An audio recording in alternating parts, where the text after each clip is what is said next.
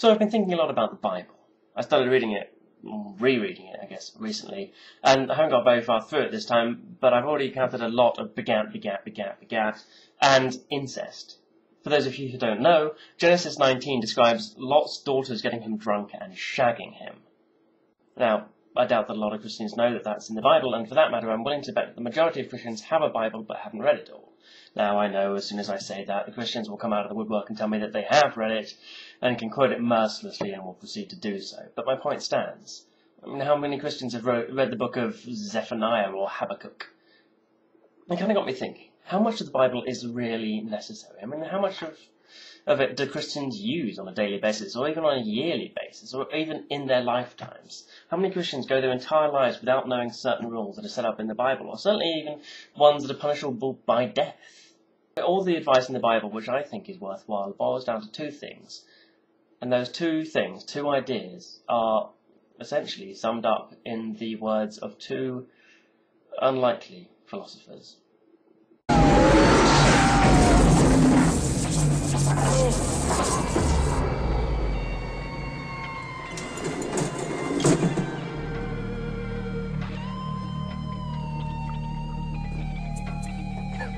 Bear with me, I promise I'm going somewhere with this.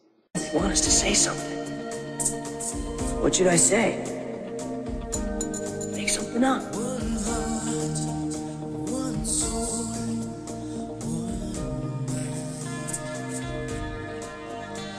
Be excellent to each other.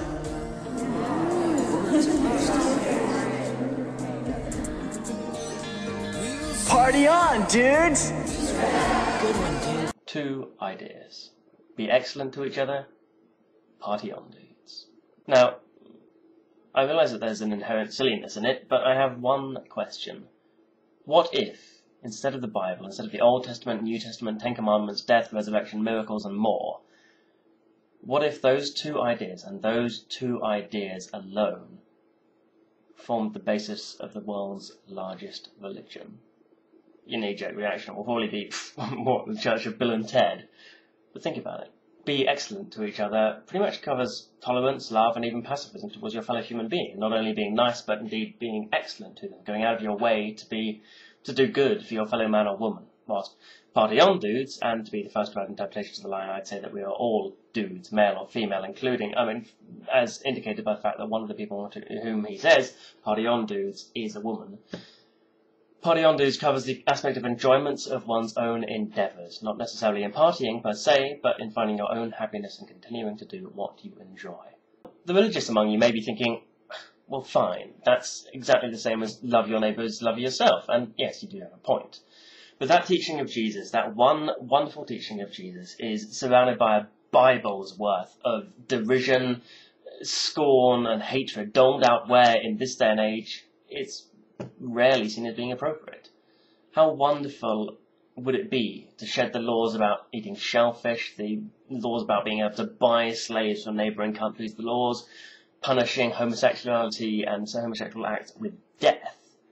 How wonderful would it be to shed those laws and have an enormous group of people who believed as their only hard and fast, well, not even rules, in fact, just ideas in life, be excellent to your fellow human beings and enjoy your life. Though we can read, and it harm no one, do what thou wilt, almost nails it, I think, but doesn't quite go far enough. It implies a neutrality towards your fellow human being, whereas the philosophy, if you could call it that, of Bill and Ted, implies going that extra mile to make other people happy, paying it forward, I guess. But what about answers? What about questions? The Bible and various other religious texts answer huge questions about life. Who or what created the universe? What happens after we die? Etc., etc. But I don't see any reason for the search for these answers to be anything other than a personal quest for truth. If you want to believe that a divine figure created the world, if you want to believe that after we die we all go to a paradise of eternal misery, that's fine. I happen to disagree with you. But, you know, that's merely my opinion. Likewise, if you want to believe in evolution, the Big Bang, in favour of the scientific explanations, that's fine too. I realise there's the hole in my argument. If you believe that God created the world, then you're probably unable mentally to separate from that the idea that the Bible is the word of God and therefore you should obey every last word in it. But what if it's wrong? And anyway, you probably don't obey every word in it. Anyway, you probably go, oh, well, that bit doesn't really apply anymore because it's just a law for those people back then, and this bit doesn't apply anymore because that's just ridiculous.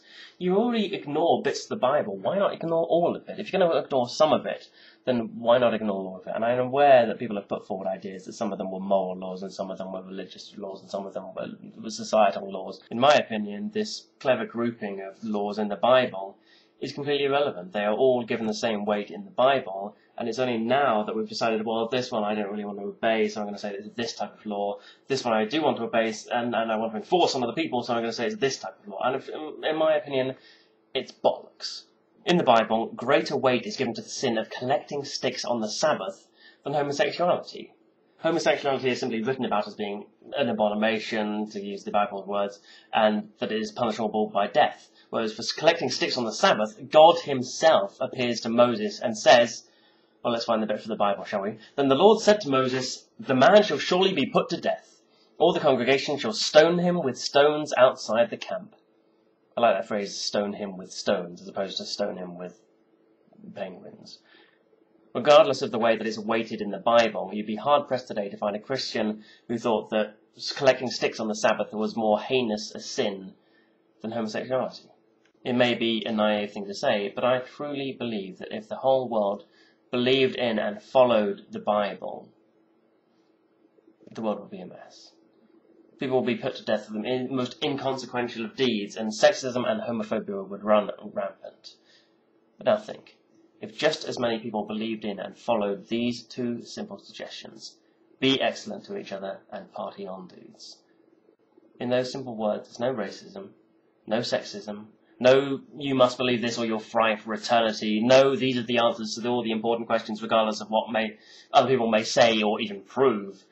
Or simply enjoy life and be good to each other. And they're not even rules, they're ideas, they're philosophies, if you can go so far as to say that. Bill and Ted's perhaps a ridiculous example. The point I'm trying to get across is that simplification is vital. The Bible contains so much random stuff that pretty much anyone can pull out of it what they will and use it to justify whatever beliefs they already hold. I'm completely serious when I urge you, whatever your beliefs, to ask yourself one question. What would be the effect on your life and the lives of people around you if you adhered to these two philosophies above anything else? It's a pretty bad sign when your religion is thought, even by one person, to be less meaningful and less fulfilling than two lines from Bill and Ted's Excellent Adventure. But with 1/3 of the world supporting a religion whose holy book contains so much violence, hatred and death, is it really going too far to suggest that we need some sort of new moral code if we're going to have any moral code whatsoever? I don't think so. So, until next time, be excellent to each other and party on, dudes.